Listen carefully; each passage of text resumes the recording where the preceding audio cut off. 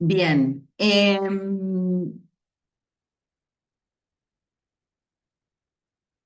Después conviene que nos detengamos un poco también en la importancia, que un poco yo ya lo nombré, Mariano también, del diálogo, ¿no? La obra está fundamentalmente, es extraño, cuando lo lean se van a dar cuenta que es raro porque las novelas en general no son puro diálogo. Eh, ¿Qué es lo que permite el diálogo? Si bien tenemos una perspectiva focalizada en Joaquín, el diálogo también te permite la multiperspectiva, porque vos estás todo el tiempo viendo lo que dicen los otros personajes. Entonces, si bien la voz principal y el foco está puesto en Joaquín, el hecho de que los otros personajes hablen tanto nos deja ver otras perspectivas. Y en la novela se da que hay datos contradictorios, que algún personaje dice algo que contradice a algo que dijo otro personaje, ¿no?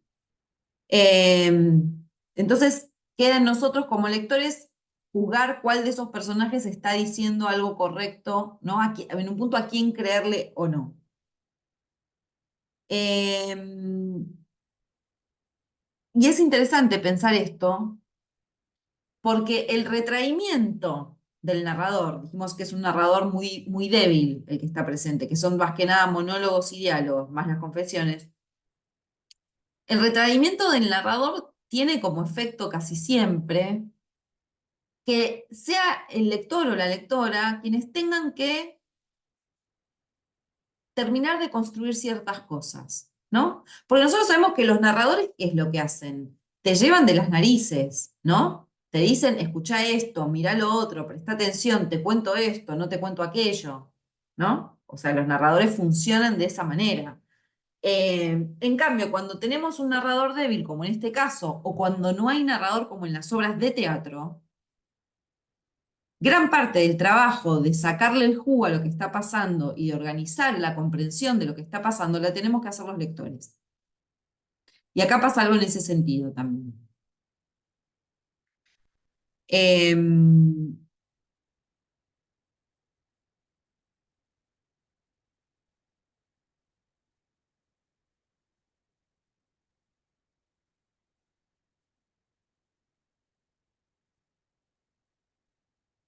por ejemplo, Abelín en un punto desmiente la visión honrada sobre Abel. Abelín hay momentos en los que habla de que Abel tampoco era tan genial, ¿o no? Mariano, ¿te acordás de eso? Sí, en el diálogo cuando va, que es practicante de Joaquín, y tienen una charla íntima, le empieza a contar que, que es el padre, pero como que tiene un cierto enfrentamiento con él, ¿no? Por las cosas que hace. Sabe que tiene amantes. eh, Digo, hasta ese momento de la novela, Abel era buenísimo, ¿no? Abel era un tipo ejemplar, Joaquín el que era un desastre, un tipo envidioso, un tipo mezquino y qué sé yo, pero este personaje, Abelín, de repente se mete y cuando le cuenta estas cosas a Joaquín, uno se da cuenta que, bueno, Abel tampoco, ¿no? Tampoco era tan ideal como lo habíamos creído hasta ahora, ¿no? Digo, ¿esto por qué sí, es posible? Por los diálogos y porque el narrador se fue para atrás, porque si no el narrador te tiene que decir desde el primer momento, bueno, pero hay que también tener en cuenta que, ¿no? Que tal personaje, el de Abel, metía los cuernos o que tiene problemas con su... En cambio acá la configuración de esos personajes se van dando por lo que van diciendo y lo que uno va reconstruyendo. Digo, la historia no está narrada de una como con un narrador que te dice esto es así, así, así y así. Vos estás leyendo y crees lo que te dice el narrador. Acá la historia está como primero alguien dice una cosa y te la pinta de una manera, después viene otro personaje y te cuenta otra cosa y te la pinta de otra manera, entonces vos ahí quedás como descolocado y tenés que ir vos armando, ¿no? Una especie de concepción sobre eso que vos estás leyendo, ¿no? Y si bien esto es contrario, eso me parece interesante, si bien esto es contrario al realismo, como ya hemos visto, que es una novela que intenta alejarse del realismo, sin embargo, la forma en la que nosotros accedemos a la información en esta novela es mucho más cercana a la realidad, ¿o no? Porque nosotros en nuestra vida no tenemos un narrador omnisciente que nos va diciendo, che, tal compañera de trabajo, compañero de trabajo te va a cagar, ¿entendés? O siempre, o no, o que te diga, o sea, no, uno va juntando información y con eso se va armando una idea de mundo. Digo, bueno, acá pasa algo parecido, uno va juntando información de los distintos personajes y se va armando una idea de ese mundo de la novela. Eh, y esto tiene que ver justamente, estas ideas contradictorias que se van dando por cómo está construida la novela, que lo que dice este autor es que sostiene una filosofía perspectivista. ¿Qué sería una filosofía perspectivista? En vez de poder decir a claras, esto es verdad, esto es mentira, esto es así, esto es asá, que lo que uno toma como verdad o como realidad, en realidad tiene que ver con la perspectiva con la que uno lo está mirando. Porque cada uno de estos personajes te dan una perspectiva y junto con esa multiplicidad de perspectivas que uno va teniendo a medida que lees, como uno va creando esa realidad de la novela, ¿no? No de la realidad misma, ¿no? Entonces eso me parece interesante también el planteo de la filosofía perspectivista. Esta idea de que la realidad no es una sola, inmutable, sino que se construye a partir de las distintas perspectivas a las que uno tiene acceso. ¿Queda claro eso? Buenísimo. No, acá yo ya tengo anotado, pero ya sé que se lo dije. Bueno, el narrador no es lo suficientemente robusto y presente como para indicarle al lector qué pensar. Por No eso de tenés... ese, perdón, ay, perdón. No, no, dale. Por eso de esas perspectivas que está diciendo, uno va formando su propia visión de, a ver, no sé si está bien dicho, pero qué personaje o qué postura ves al otro personaje. No Sí, todos, digo, me da la sensación que no todos vamos a estar de acuerdo con el mismo personaje, sí, con las totalmente. acciones de un mismo personaje. Que por Sí, ahí hay otras historias, por ejemplo, Doña Perfecta, y había un claro direccionamiento, direccionaba claramente, sabías quién era el malo, quién era el bueno. Digo, acá me da esa sensación, por lo que recién explicó, que cada uno puede elegir este, cuál sería el personaje malo o bueno, no sé cómo decirlo. sí. Sí, totalmente. Y también incluso entender que quizás ninguno es ni muy bueno ni muy malo, ¿no? Que son personajes que tienen muchas contradicciones y que a veces actúan de una manera que uno cree que es la correcta y a veces no lo hacen y que justamente es eso, ¿no? Como si bien no hay un desarrollo psicológico de los personajes, sí se muestran que no son personajes planos, son personajes que tienen distintas facetas que todas Sí, conviven adentro de ese personaje. perdón, profe. Sí, Sí, lo de los personajes contradictorios está presente en toda la novela y queda muy marcado en el final. Abel vuelve a ser la persona que le dice al nieto, vos tenés que querer a tus abuelos por igual, todo. eh, Joaquín termina pidiendo perdón a la familia. La única que no tiene, creo yo, ¿no? El personaje contradictorio es Ana, que siempre se marca de una misma manera. ¿quién? Se cortó justo cuando dijiste el nombre. Elena, perdón, Elena. Pero Elena empieza siendo medio como una mujer medio, parece medio frívola, medio no sé qué, pero después te das cuenta que tuvo que lidiar con un matrimonio que no fue fácil. Digo, para mí el personaje menos logrado, el más plano, es Antonia.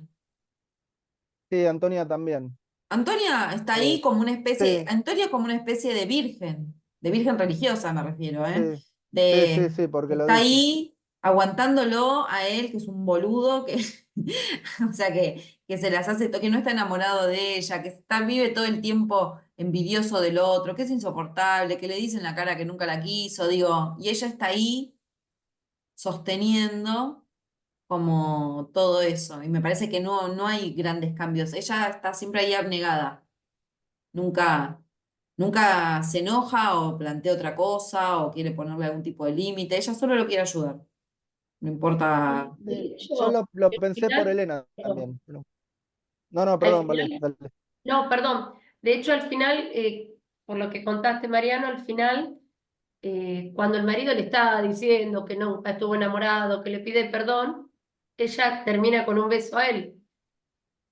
Digo, Sí, ahí callemos, Sí, digamos, que no se claro, diga. callate, no digas nada más. Claro, que no se Eso es diga. eso.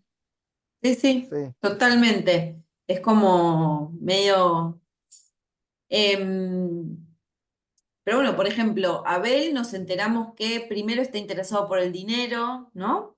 Primero quiere hacer dinero, después quiere ser un pintor consagrado, y recién al final, porque todas esas también son motivaciones un poco egoístas del personaje que se supone que es el bueno, ¿no? Querer hacer guita, querer tener fama. Y después, o sea, lo que la autora acá dice, bueno, se salva cuando quiere ser un buen abuelo, ¿no? Porque con su hijo tampoco fue bueno, claramente, porque el hijo dice que no tuvo buena relación Abelín con su padre, con Abel, ¿no? Entonces, su interés después por ser buen abuelo es como que, bueno, reconfigura ese personaje que empieza de una manera y que vive toda su vida de una cierta manera y que ya hacia el final encuentra otra forma de ubicarse en su vida, en sus relaciones, en sus vínculos. Em, entonces, el autor este lo que dice es que, bueno, que Unamuno se focaliza en la perspectiva de Joaquín para mostrar las motivaciones que tiene y para mostrar que es una figura sumamente humana, ¿no? Que intenta vencer esta pasión maldita, esta pasión de la envidia, y que sufre por no lograrlo, ¿no? Eh, y que en este sufrimiento que él tiene constantemente por no poder salir o trascender esa pasión, lograr así conmover al lector y que veamos en un punto el mundo a través de los ojos de Joaquín. Si prestan atención cuando leen la obra, hay varias situaciones en las que se habla de la mirada de la envidia. En un momento creo que dice algo así como que tenía puesto como unos anteojos de envidia. Hay un momento que es como que él mira a través de un cristal, que el cristal ese es la envidia. El tema está de la mirada está en la obra, cuando la lean, búsquenlo, márquenlo, pero lo dice en varias ocasiones, ¿no? Como si un cristal me nublara la vida la vista y entonces yo no podía dejar de ver tal cosa. Digo, la vista es algo que aparece marcado y no es casual, o sea, claramente tiene que ver con esta cuestión de la perspectiva, ¿no? La perspectiva está puesta en este personaje y este personaje te está hablando de cómo mira él el mundo, con ese problema de envidia que tiene. Em, entonces, bueno, lo que se puede pensar es que lo que busca también Unamuno con que nosotros sintamos por este personaje es una especie sí, que lo comprendamos y algún tipo de compasión, ¿no? Una mínima empatía por todo este derrotero horrible en el que vive. Em, y es importante en el final remarcar lo siguiente, que si bien Joaquín se muere y no hay salvación para él, porque no la hay, porque él termina viviendo mal, en los últimos minutos se disculpa y qué sé yo, pero ya está, listo, su vida está acabando, no hay una salvación. Llega la muerte y en la muerte él se disculpa, le pide perdón, pero lo interesante es cuando le pide perdón al nieto, porque el nieto en un punto lo que puede representar es el futuro, ¿no? Imaginemos que tenemos toda esta cuestión de España en la cabeza, de la que venimos hablando, ¿no? Entonces, como la idea de que ese bebedizo de envidia, que en el momento usa la palabra, ¿no? Como si se hubiera tomado un bebedizo y qué sé yo, esta idea de de esta pasión que lo consume como si fuera una enfermedad. Él tiene la esperanza, y el libro tiene la esperanza, de que no pase a la otra generación, porque ya pasó la generación de los hijos. Digo, Abelín la pasó mal con su padre.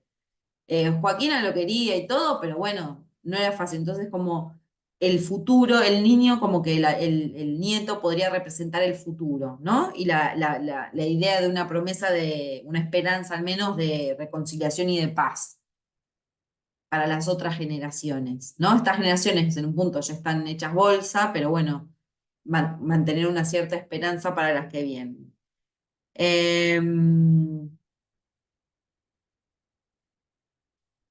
Y la idea también de que en general, en la literatura, en general, no siempre, en la literatura, como que nosotros seguimos la perspectiva del bueno, ¿no? Los malos son los otros, pero la perspectiva en general de las novelas están en de los personajes buenos o heroicos o nobles o lo que sea, no sé. La literatura casi siempre, o sea, después eso va a empezar a cambiar, pero si pensamos en no sé, en español era desde el miocide en adelante, ¿no? Como estos personajes que sí, que son los héroes. Y acá tenemos la perspectiva del antihéroe, del malo. Y hay que pensarlo como en este sentido, quizás como la idea de, bueno, leamos la perspectiva del malo para poder entenderlo y para que sea posible una reconciliación con eso, ¿no? Y ahí volvemos a lo que dijimos al principio, bueno, ¿por qué le interesa a él el estudio del hombre hispánico? ¿Qué es bueno, es justamente esto, bueno, veamos qué es lo que pasa acá para que podamos desarmarlo todo esto. Pero esto no se va a poder desarmar si solo vemos la parte de los buenos, sino también ver las bajezas, las miserias, las mezquindades que en este personaje abundan claramente, ¿no?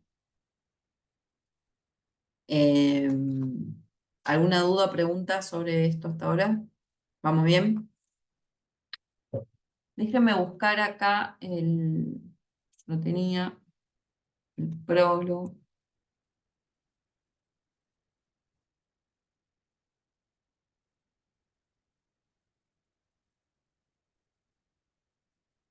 Acá.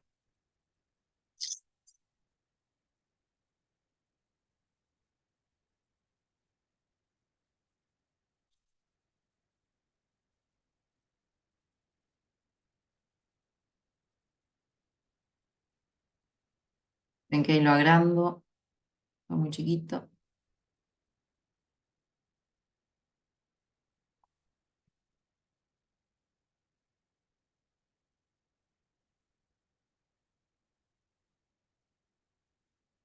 Bien, estamos.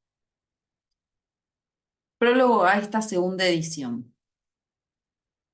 Al corregir las pruebas de esta segunda edición de Mi Abel Sánchez, una historia de pasión, ¿acaso estaría mejor historia de una pasión?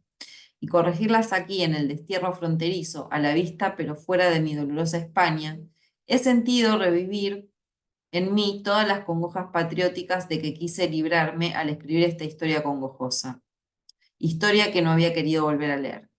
La primera edición de esta novela no tuvo en un principio dentro de España buen suceso. Perjudicóle, sin duda, una lóbrega y tétrica portada alegórica que me empeñé en dibujar y colorear yo mismo. Pero perjudicóle acaso más la tétrica lobreguez del relato mismo. El público no gusta que se llegue con el escalpelo a hediondas cimas del alma humana y que se haga saltar pus. Ahí está lo que yo les decía, ¿no? Acá tenemos claramente una imagen naturalista, ¿no? La idea esta de un escalpelo, o sea, hay un cuerpo enfermo que van a cortar con un escalpelo las hediondas cimas del alma humana y que salga pus. Sin embargo, esta novela, traducida al italiano, al alemán y al holandés, obtuvo muy buen suceso en los países en que se piensa y siente en estas lenguas. Y empezó a tenerlo en los jóvenes de nuestra lengua española, sobre todo después de que el joven crítico José Balseiro, en el tomo 2 de El Vigía, le dedicó un agudo ensayo, de tal modo que se ha hecho precisa esta segunda edición. Un joven norteamericano que prepara una tesis de doctorado sobre mi obra literaria me escribía hace poco preguntándome si saqué esta historia del Caín de Lord Byron. Y tuve que contestarle que yo no he sacado mis ficciones novelescas o nivolescas, acá tienen, ¿no? Nivolescas, de libros, sino de la vida social que siento y sufro y gozo en torno mío y de mi propia vida. Todos los personajes que crea un autor, si los crea con vida, todas las criaturas de un poeta, aun las más contradictorias entre sí y contradictorias en sí mismas, son hijas naturales y legítimas de su autor. Feliz si su autor de sus siglos son partes de él. Al final de su vida atormentada, cuando se iba a morir, decía mi pobre Joaquín Monegro, ¿por qué nací en tierra de odios? En tierra en que el precepto parece ser, odia a tu prójimo como a ti mismo. ¿Por qué he vivido odiándome? ¿Por qué aquí todos vivimos odiándonos? Pero traed al niño, ¿no? Y acá de nuevo lo que yo les marcaba, esta idea de traed al niño. Él se pregunta, ¿por qué este odio? ¿Por qué nací en esta tierra? Ahí ya tenemos la relación directa con lo que veníamos hablando de España, ¿no? ¿Por qué nací en esta tierra de odios? ¿Por qué nos odiamos entre todos? Esta idea de, en vez de transfigurando la frase de ama a tu prójimo, ¿no? Como odia a tu prójimo como a ti mismo. Pensemos además que esto viene de Caín y Abel, de la Biblia, etcétera, etcétera. Hay toda una cuestión que se está jugando acá. Y dice, traed al niño, ¿no? Esa esperanza. Porque aquí, estoy acá, porque aquí, en esta mi nativa tierra vasca francesa o española, es igual a la que vuelvo de largo asiento después de 34 años que salí de ella, estoy reviviendo mi niñez. No hace 3 meses escribí aquí. Si pudiera recogerme del camino y hacerme uno de entre tantos como he sido, si pudiera al cabo darte, Señor mío, el que en mí pusiste cuando yo era niño, ¿no? Acá hay, entonces él ya en el prólogo está marcando esta idea de la niñez. Por un lado, como esto traer al niño, como esta cuestión del futuro, pero también está hablando de su propia infancia, como ese lugar donde todavía esa enfermedad del odio y de la envidia no se han asentado, ¿no? Como una cuestión también, medio como que los niños todavía no han sido corrompidos. Pero qué trágica mi experiencia de la vida española. Salvador de Madariaga, comparando ingleses, franceses y españoles, dice que en el reparto de los vicios capitales de que todos padecemos, al inglés le tocó más hipocresía que a los otros dos, al francés más avaricia y al español más envidia. Y esta terrible envidia, tonos de los griegos, pueblo democrático y más bien demagógico como el español, ha sido el fermento de la vida social española. ¿Lo supo acaso mejor que nadie Quevedo? ¿Lo supo Fray Luis de León? ¿Acaso la soberbia de Felipe II no fue más que envidia? La envidia nació en Cataluña, me decía una vez Cambó en la Plaza Mayor de Salamanca. ¿Por qué no en España? Toda esa apestosa enemiga de los neutros, de los hombres de sus casas contra los políticos. ¿Qué es sino envidia? ¿De dónde nació la vieja Inquisición hoy rediviva? Y al fin, la envidia que yo traté de mostrar en el alma de mi Joaquín Monegro es una envidia trágica, una envidia que se defiende, una envidia que podría llamarse angélica. Pensemos acá como él está haciendo, esto es casi un oxímoron, ¿no? Porque una envidia angélica, como de los ángeles, ¿no? Pero, ¿y esa otra envidia hipócrita, solapada, abyecta, que está devorando a lo más indefenso del alma de nuestro pueblo? Esa envidia colectiva, la envidia del auditorio que va al teatro a aplaudir las burlas a lo que es más exquisito o más profundo. En estos años que separan las dos ediciones de esta mi historia de una pasión trágica, la más trágica acaso, he sentido enconarse la lepra nacional y en estos cerca de 5 años que he tenido que vivir fuera de mi España, he sentido cómo la vieja envidia tradicional y tradicionalista española, la castiza, la que agregó las gracias de Quevedo y las de Larra, miren a quién nombra nuestro amigo Larra, que era otro que estaba hablando, ¿no? De cosas muy parecidas. Perdón, yo justo estaba buscando a Larra eh, por el año en que había. Habla, perdón que corto, No, interrumpo la dale. lectura, pero Larra habla de la pereza y hace un cachito está hablando de la envidia. Nada, una pavada es por ahí. Pero son los dos pecados capitales que tiene España, Sí, que sufre España. Los dos critican a la España y nada, la comparan con dos pecados capitales. Nada, No, sí. no, está muy Vale, yo bien. lo obvié, pero lo tengo en el Word, lo tengo, me olvidé de decirlo, del pecado capital de la envidia y hace mención a Larra del pecado de la ah, pereza. ah, Muy buena observación, ¿vale? sí, gracias. Estaba escuchando y digo, ay, voy a buscar a Larra. Perdón.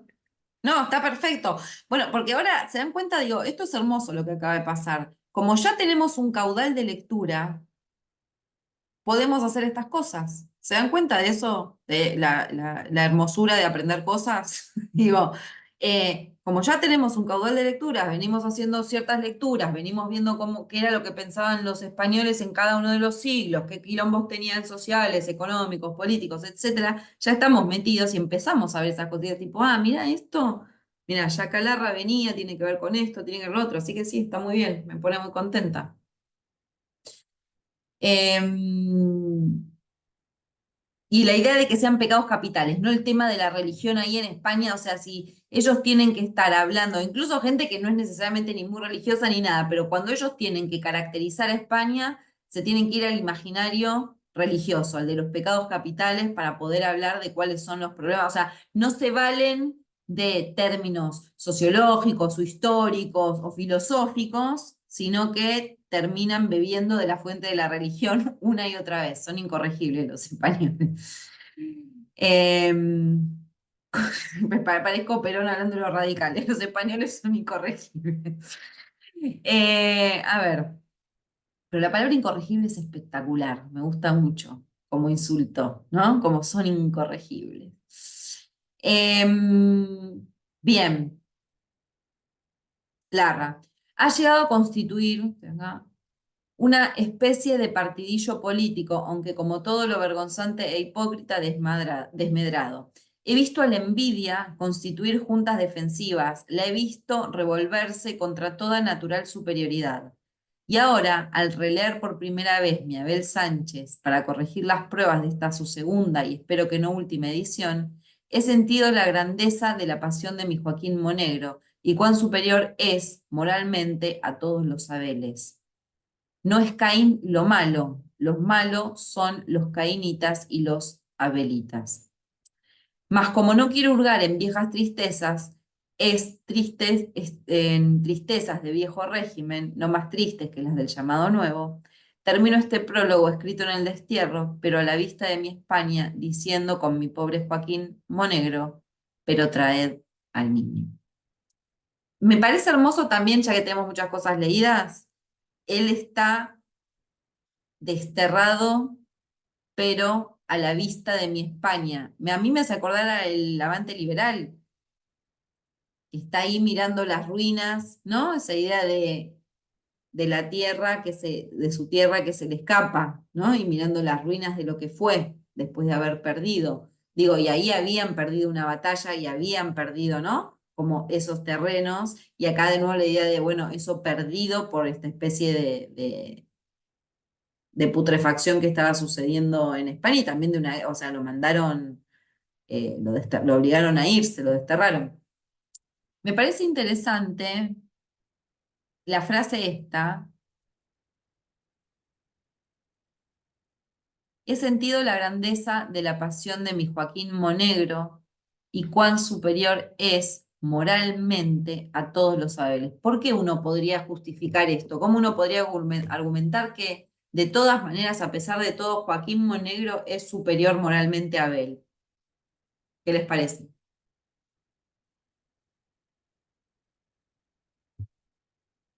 ¿Será por ese pedido de disculpas que aparece al final? Sí, ¿qué más?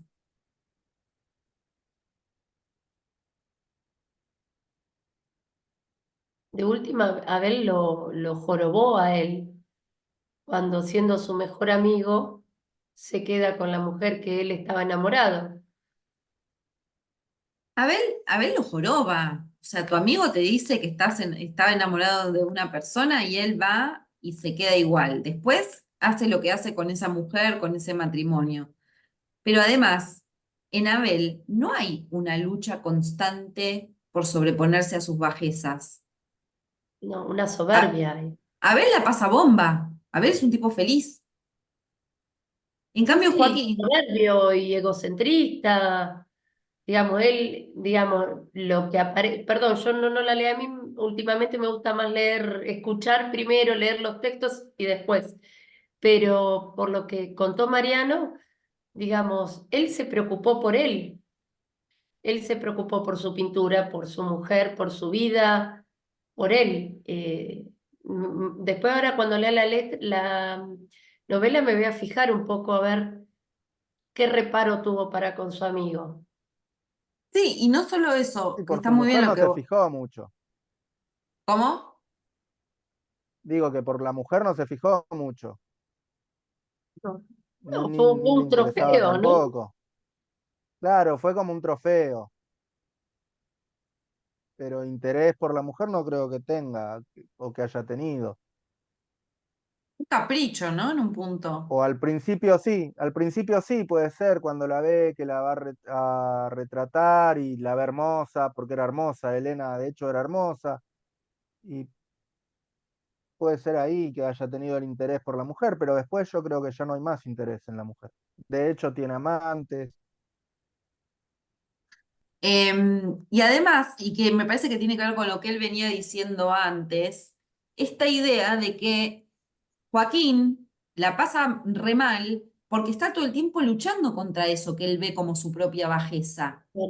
No abraza su bajeza, Joaquín. Sí, le sale mal, no lo logra, pero la pasa mal, no está disfrutando de su bajeza. En cambio, Abel no tiene dilema moral alguno. Él hace lo que hace y es feliz y no se lo plantea. Entonces, por eso me parece que es interesante para pensarlo como, bueno, está bien. Joaquín hizo un montón de cosas mal, pero aunque sea, estaba ahí intentando subsanar eso, o de que le deje de pasar, o sobreponerse, o ser mejor persona. Abel en ningún momento se De hecho, encargó de eso. de hecho va a misa, de hecho va a misa como buscando paz. Ujú. Él, Sí, eh, lo intenta de sí, muchas sí, es maneras. verdad. A mí me gustaría ver a ver si logro conseguir acá.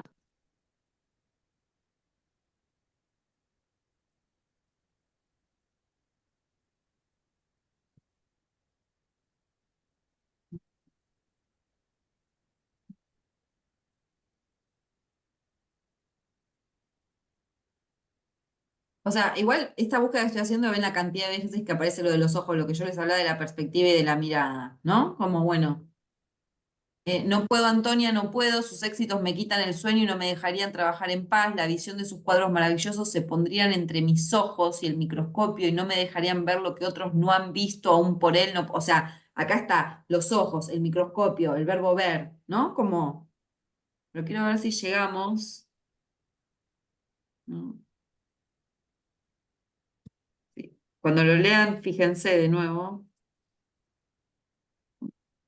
Mm, no.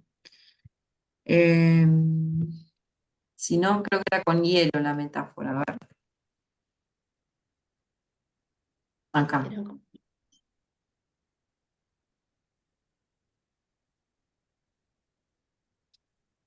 Mire, es esto. Esta parte es espectacular.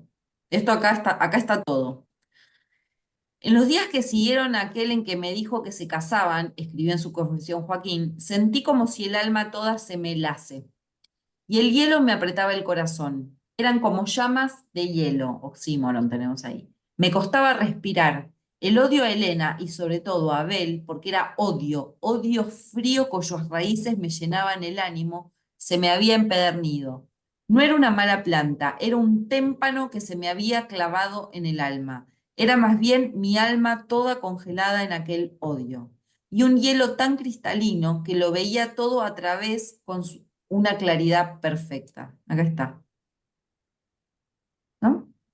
Un hielo tan cristalino que le funciona como una especie de anteojos, por los que ve. El odio es un cristal tan cristalino que él solo puede ver a través de eso. Acá está metaforizado lo que él está haciendo procedimentalmente con el tema de la perspectiva en la novela. ¿Se entiende lo que les había querido explicar antes sin la cita? Eh, entonces, bien. Entonces, las que no la leyeron, léala buscando estas cositas, ¿sí? Y entonces, Mariano, en ese sentido me refería al análisis, como buscar estas cositas, ¿no? Como decir, bueno, acá hay una cita, o sea, poneme una cita en la que vos me muestres algo de la perspectiva, algo del tema de los diálogos, algo del tema de la envidia y el odio, lo del niño como el futuro, digo, eso es analizar una obra, ¿no? Como buscar todo eso que nosotros, o sea, uno primero hace el primer trabajo que es buscar lo que me dice Valeria que le sirve, que creo que viene por ese lado. Ella viene acá a la clase y escucha todo lo que exponemos y hablamos sobre la obra. Y después va a la obra y en la obra va a buscar eso, a ver cómo está funcionando, ¿no? Y poder marcarlo, como cómo está estructurado, cuáles son las metáforas que se usan, qué pasa con lo del hielo, qué pasa con esto, con lo otro y así. Me parece interesante la idea del odio, o bueno, y la metáfora más sencilla es esta que si el amor siempre es representado como un fuego, ¿no? El amor tiene que ver con el calor, con lo fogoso y no sé qué, el odio acá, que es lo contrario, es ese hielo, es ese témpano que él tiene adentro del alma y del corazón que lo hiela y lo hace ver las cosas de la manera en las que la ve. ¿Sí? ¿Dudas, preguntas, comentarios, algo para contar? Un ¿No? comentario, un comentario para terminar de mi parte. Abel Sánchez, Historia de una pasión, ¿no? El título, Ahí está, justamente. exacto, ¿no? Sí, eso está todo muy imbricado en la novela y también esa es una rastra que podés seguir, ¿no? Como podés seguir, seguir la de la mirada. Si en la obra te hablan de perspectivismo, vos decís, bueno, a ver, además de cómo está construido el perspectivismo, hay algo con la mirada y vas a darte cuenta que en la obra se da mucha importancia a la mirada, sobre todo lo de la de Joaquín. Se habla mucho de su mirada, de cómo mira, de cómo ve las cosas, ¿no? Y tiene que ver con eso. Bueno, si no hay nada más por hoy, los dejo que se vayan a descansar y nada, nos vemos la semana que viene. ¿Sí? Mañana, profe. Bueno, Bueno, buena chao, hasta semana. mañana. Hasta mañana. Chao, Chao, chao. vale, nos Chau, vemos. chau.